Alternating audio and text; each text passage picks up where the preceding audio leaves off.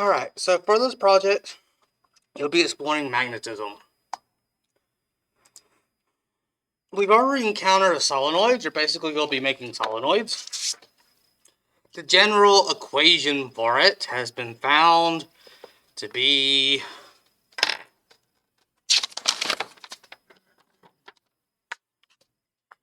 some constant times the turn density times the current going through it. Do you have a voltmeter or multimeter? No.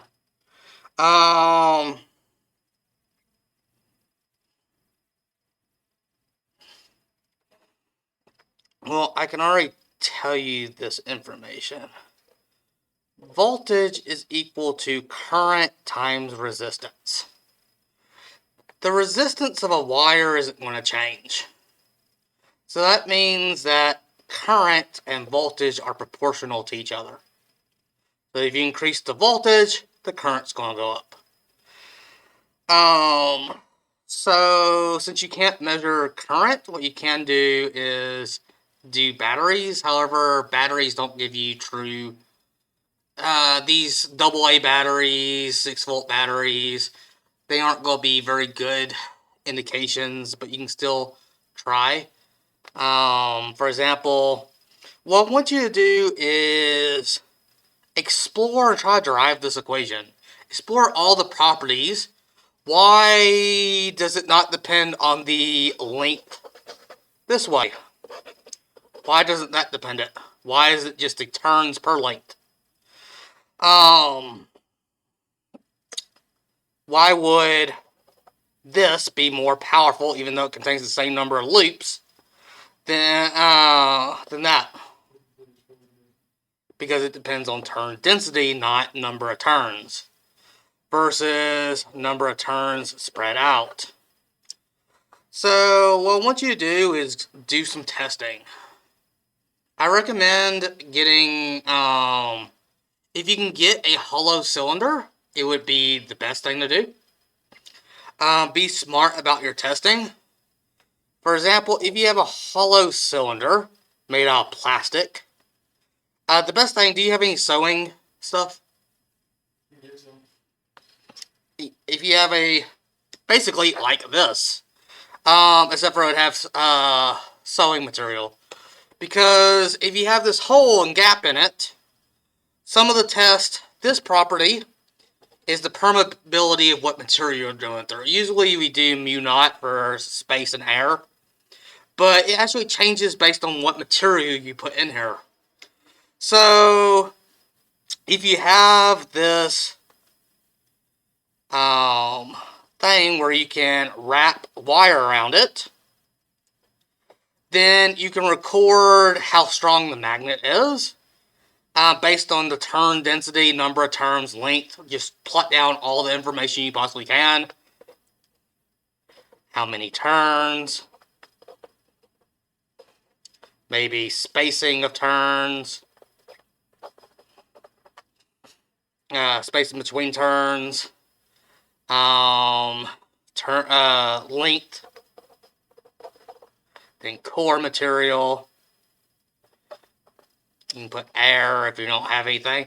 And then, to quickly change one of the things, the easiest thing to change if you have this set up is then slide a piece of metal in it. Or slide some wood, or whatever. And how are you going to test the strength of the magnet?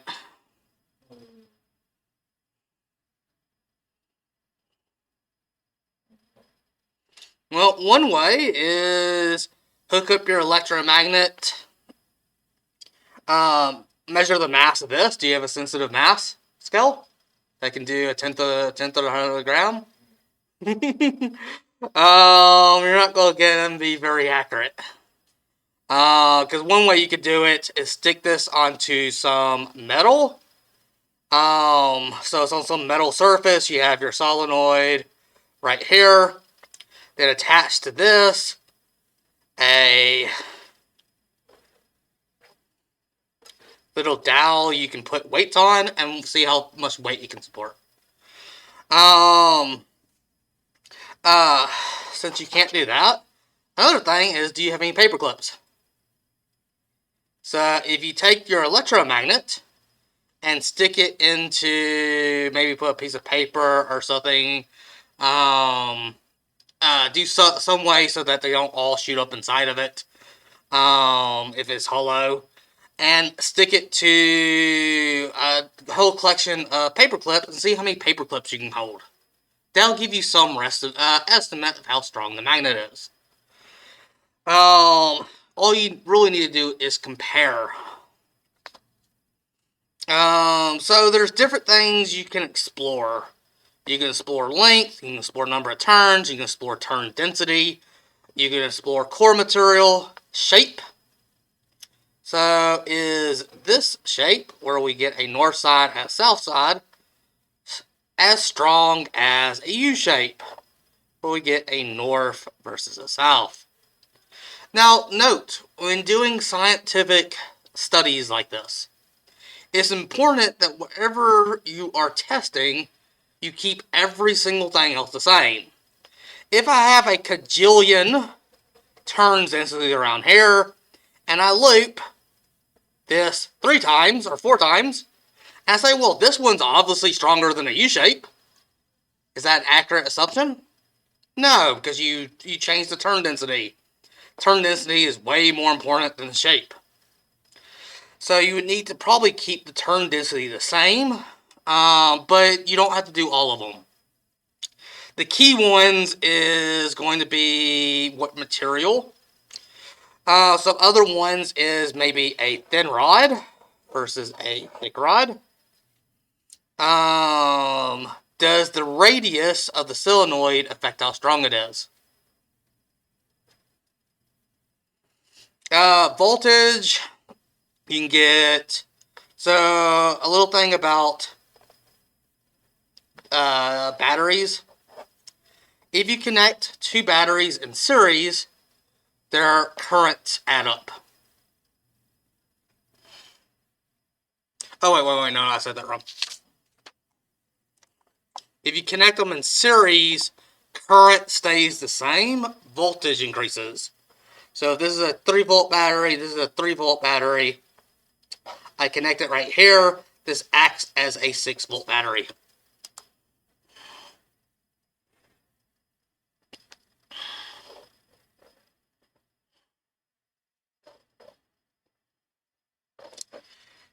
Connecting the positive terminals together and the negative terminals together.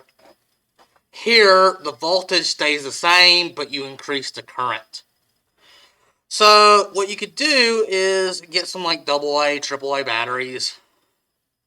And you can say 1 battery, 1 AA battery versus 2 AA batteries in series. In parallel. This is called being in series, where the current goes through both of them. And 3 of them. And what you do is make several plots. See how many paper clips it changes between them.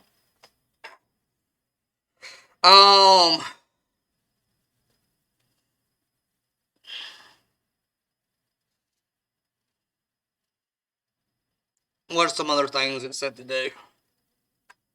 Or sort of suggestions, I mean.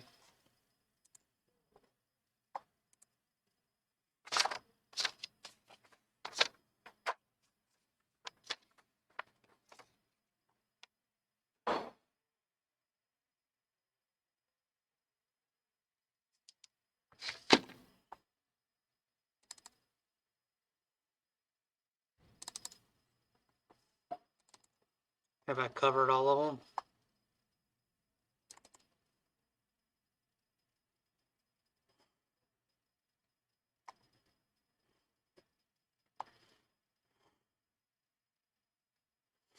You could try changing the voltage.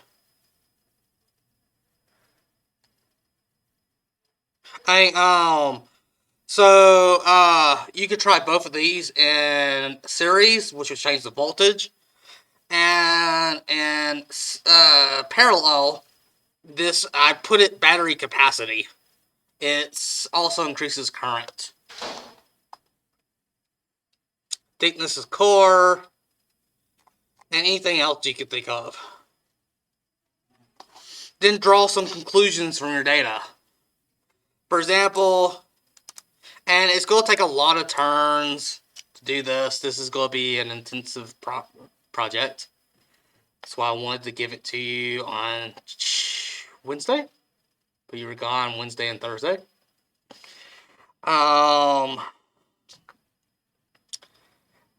So I would keep trying it until you can get like maybe 2 or 3 paper clips. Because you want to see something like this to where it goes from like 2, then you double it and it goes up to 4. Then you double the turns and it goes up to like 8 or 6. And when you plot it, you might end up seeing something almost like this. Not quite linear.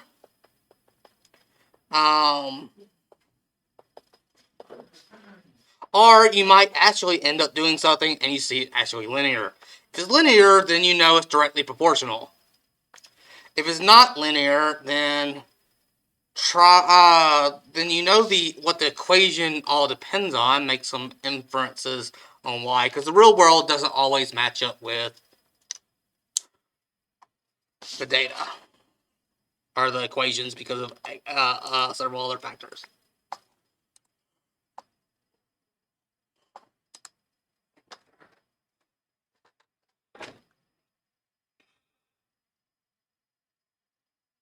Alright, I want to go over motors, though.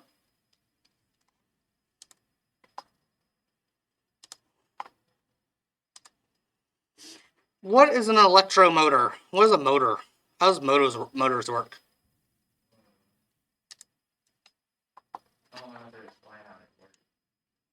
How does your ceiling fan work?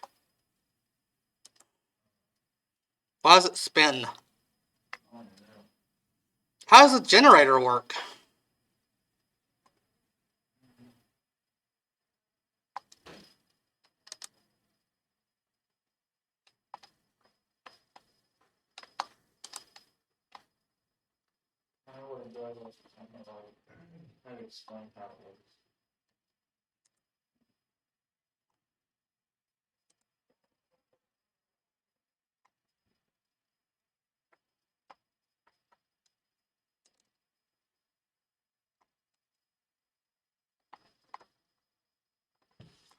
What's the difference between a motor and a generator?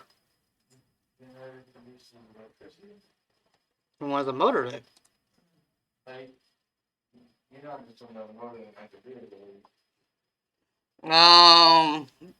Kinda, yeah. There's really no difference between them. A motor and a generator is the same concept. So let's imagine we have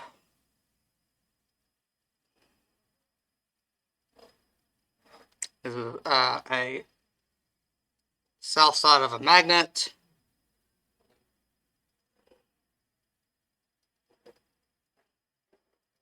And a north side of a magnet. So the magnetic field will be going in this direction. Now let's suppose we take a wire and we make this shape right here.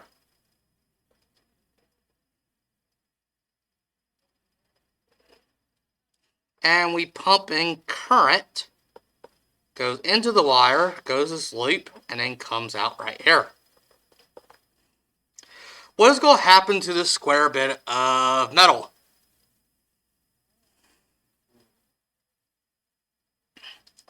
So the current is going to be flowing in this direction.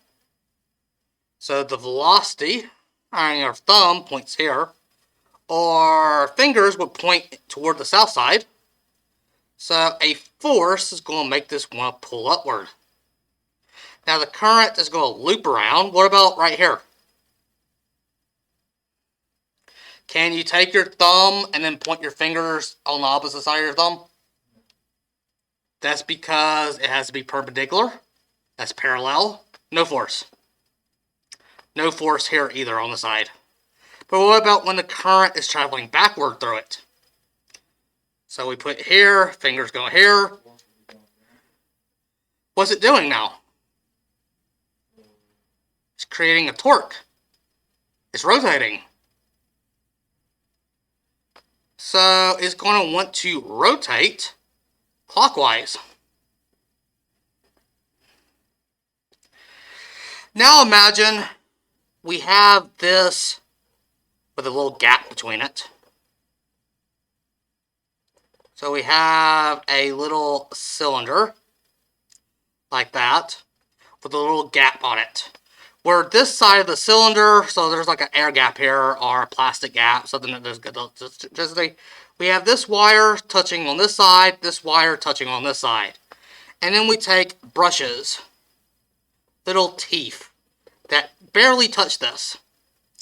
So that when this rotates, we'll flip the side. So we're always going to be sending current on the left side. So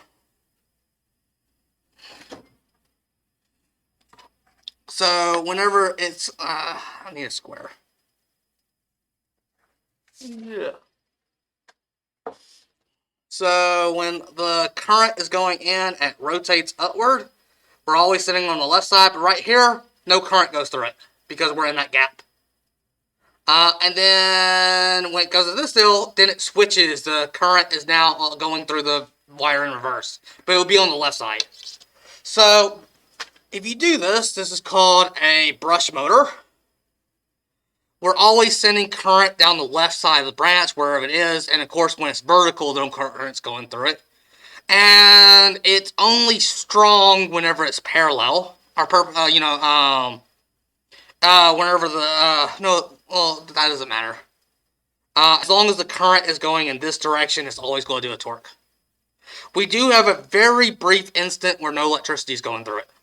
But besides that, we're always sending it here, we're always going to get torque. Then the force, the magnetic force on this wire. So this force on this wire here, and where is length?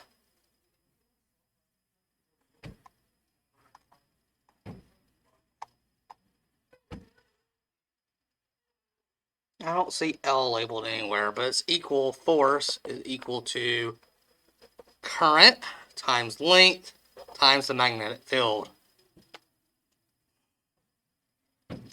So the more current we pump through this wire, and here is our length. And if we know this length right here, what does this length do? It's, or that length, yeah, that length only affects torque, not force. Because we know torque. Yes? When you get a chance. Mm-hmm. Torque is equal to R times force. So the bigger we make this, the more torque we can generate. But the problem is, the more separation of the magnets, this significantly decreases. And the fact that this significantly decreases is, this is quadratic, so it decreases by 1 over r squared, while the torque would increase by r. So overall, it decreases by 1 over r. You want the magnets as close as possible. But at the same time, if it's too close, it's not as strong. So here's a picture, in case my drawings aren't that good.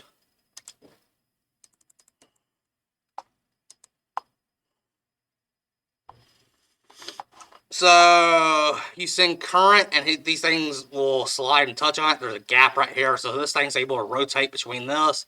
These are little brushes that touch this, and this is made of metal. So current is going up this wire, hitting this block that's sliding on it. There's friction, it heats up. Eventually these will wear out and you have to replace your motor. There are brushless motors that are more complicated, but this is a brush motor. It goes through here, creates a torque, force on this edge, and a force on this edge. I'm not for sure at the moment. I think I'm fairly, actually, I know. So the overall force on this wire is actually 2F. You have a force here and a force here. Because remember, current times length is your QV. So it's QV times your magnetic field. So the current times this length gives you the force here. The current times this length gives you the force here. And the direction of the current determines the direction of the force. Now then, what would happen if instead of sending current through this wire, what would happen if you manually turn this? So I have some electrons on the wire, right? And metals have the property that their electrons are very easy to move. It doesn't take much force to get them to start moving. And this electron starts moving upward.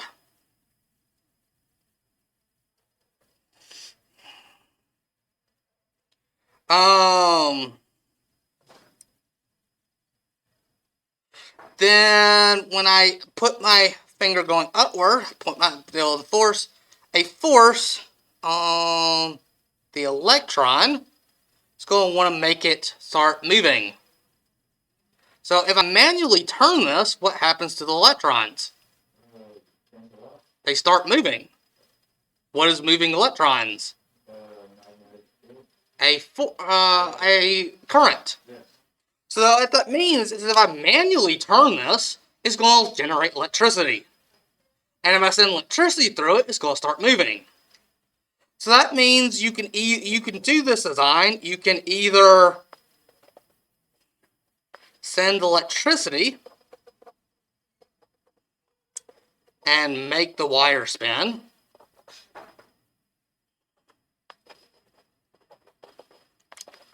or you can spin the wire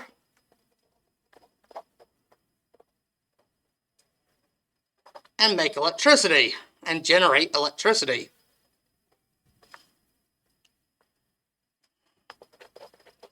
Have you ever seen one of those flashlights where you wind it up and it starts getting brighter and charging? That's all it is.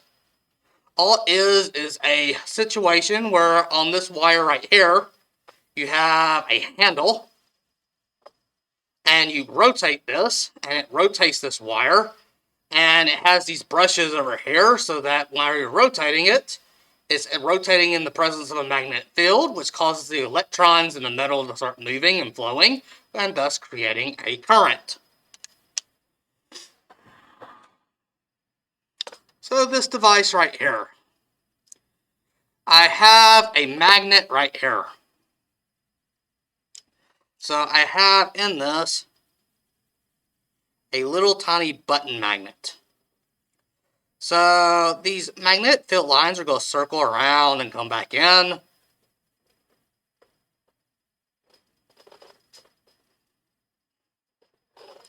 Like this, but there's magnetic fields here.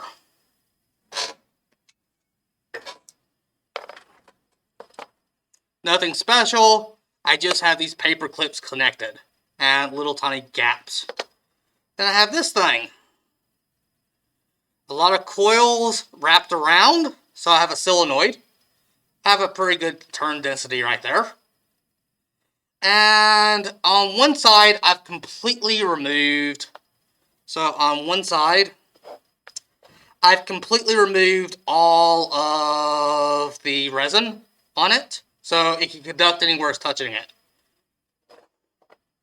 On the other side, however, I only stripped off half of it.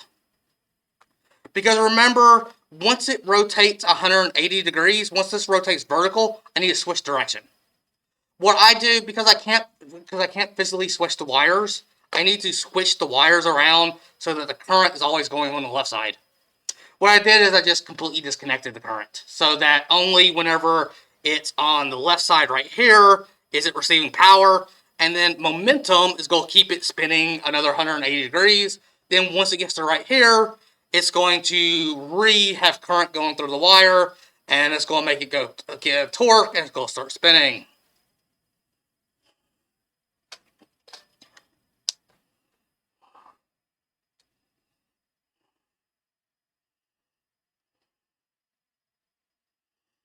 And once it starts going, let's see, my battery's not dead.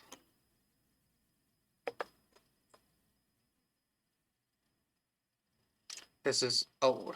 I might need a new battery.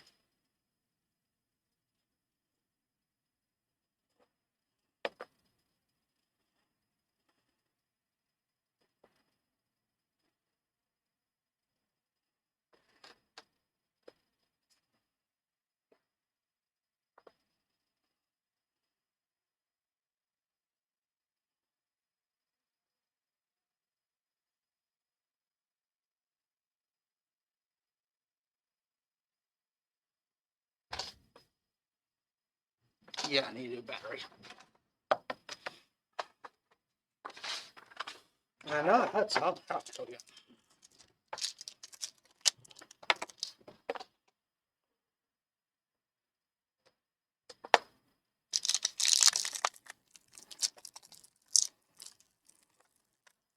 It shouldn't lose power, but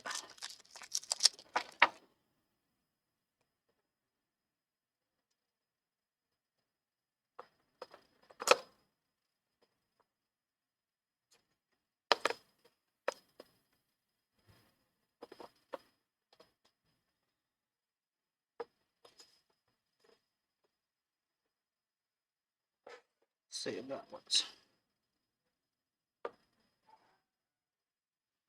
Why is this not working?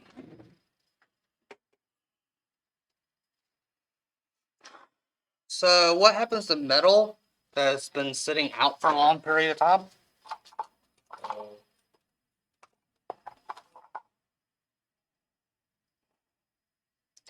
It rusts. But aluminum doesn't usually rust.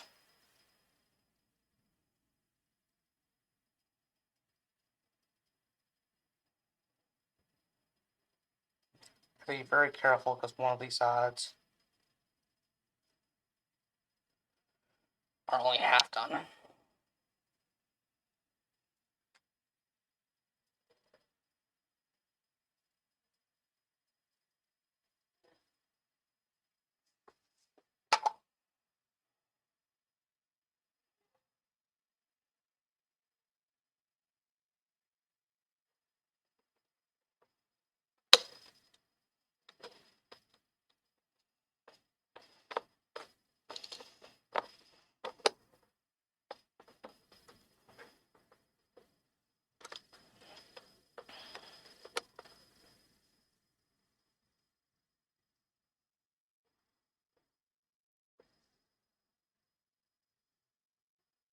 There we go. Come look.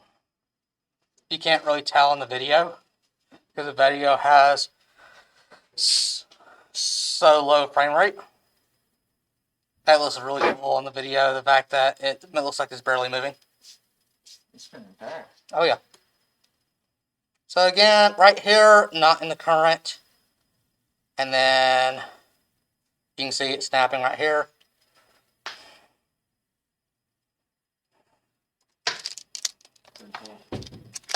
And this would keep getting faster and faster. So every time you add a force, it's going to increase its speed. Force is mass times acceleration. So I'm accelerating it and changing its speed. But eventually the frictional force is catching up until the forces cancel. So it will continually get faster and faster and faster until it reaches some, and here you can see definitely strong.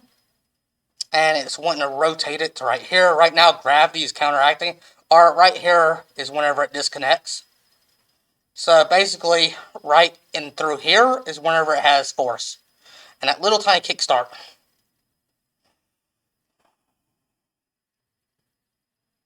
And all it is me wrapping it around. I 3D printed this. And one side only has half done, so that only has force whenever it's on the bottom. So right here, no force whatsoever, because I've disconnected it on one side. And right here, we have force.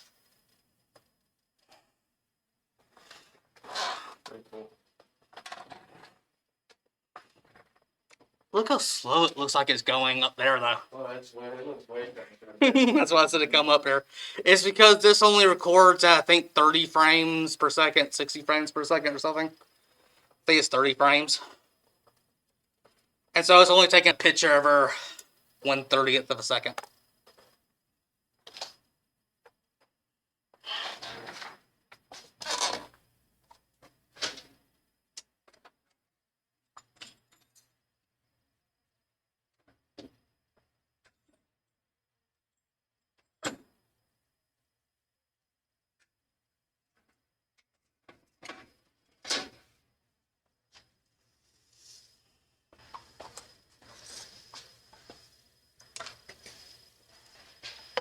So, large steel paper clips.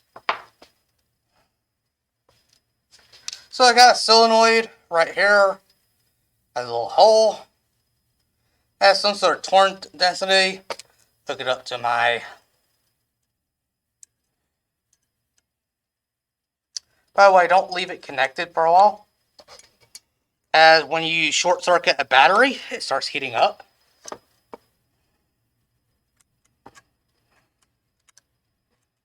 So, put some paper clips into it. We can see it's all connected. Hopefully you can see that. And the moment I disconnect, try to disconnect,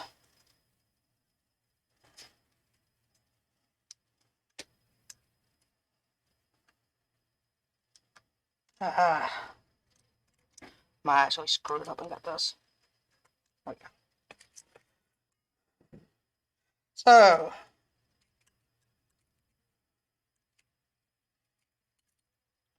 I have magnets. You might want to just come look.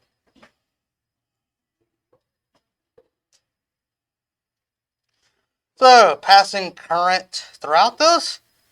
This is a magnet. I let go, disconnects it. Now what happens if I put an iron core?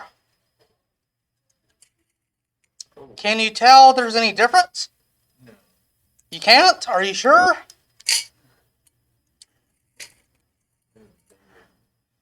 First it was like cool, and now it's. And remember, most of all the magnetic strength is actually inside here.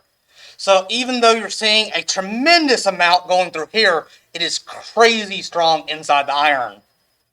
Again, you really only saw all the strength inside here. And actually, what am I putting inside here? Iron. So even though... So that's why I said you probably want to put like...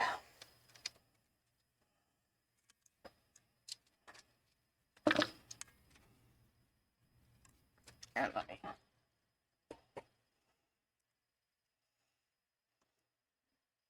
Hear it popping.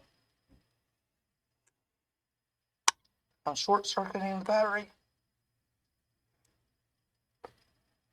There we go.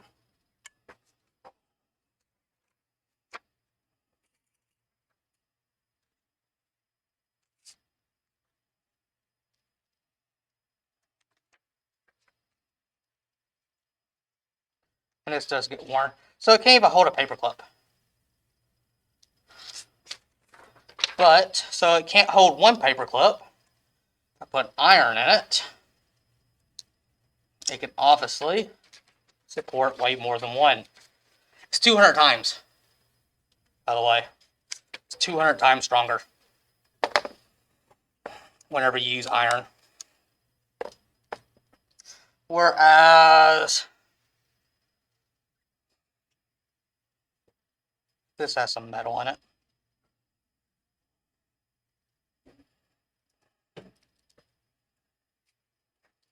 That doesn't do anything. Plastic doesn't do anything. And be careful, does this get warm?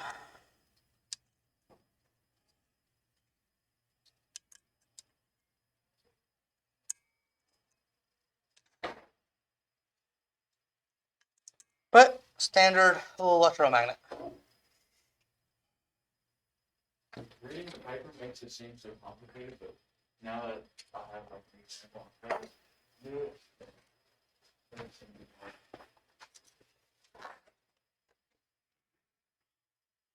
hard. So it's gonna be harder to test. Oh no, I remember how I did it. So one way you could do to test strength is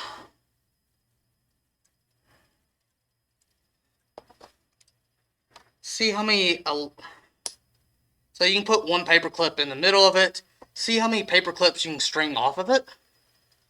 Because whenever you magnetize one thing, so when you magnetize one paper, imagine this is vertical. This becomes magnetic. It turns it into a temporary permanent magnet. As long as this paper clip is inside a side of it, which means you can take another paper clip and put it right here, and it will attach itself and become a weaker permanent magnet itself. Which means you can then, and don't use different size paper clips except for maybe the one in the middle. Maybe the one in the middle you do. You can see how many paper clips you can put down it like that.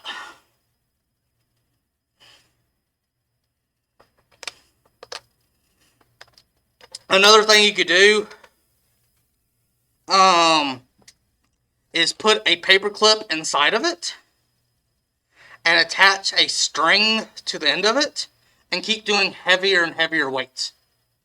You need a scale though. But what you know what you could do?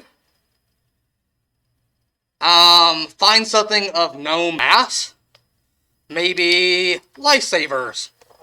I would say a lifesaver is approximately has the same mass per one. And count how many lifesavers it can hold. So you have basically a string with a little tiny something at the end of it. And you put a paper clip inside of it with a string off that paper clip. See how long you can hold it. Then put another lifesaver on it. And count how many lifesavers. Because, again, this is magnetic force. Is going to be proportional to the field it generates. And you can end up figuring it out. And if you want to, you can bring a plastic bag with all your lifesavers up here and your string. And we can actually measure it and get it. But you can say, but again, when you're plotting it, it doesn't have to be precise measurements. You can say, can do one lifesaver. So your x-axis could be the number of lifesavers. Or no, it'd be your y-axis. This would be your turn density. 10 turns, 20 turns, 30 turns, 40 turns. The tedious part is actually counting all the turns and doing it. And I recommend tape. Once you get it on there, put tape on it. Because it's as soon as you let go, it's going to want to unravel. And make sure you're doing this at a desk or somewhere. Be better if you had some sort of way of holding it in place. You really need like a third arm. But if you have any questions, shoot me an email or something.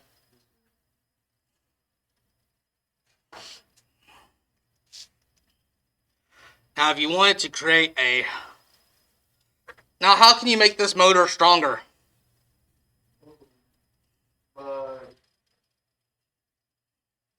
What would happen if I come over here and send another wire?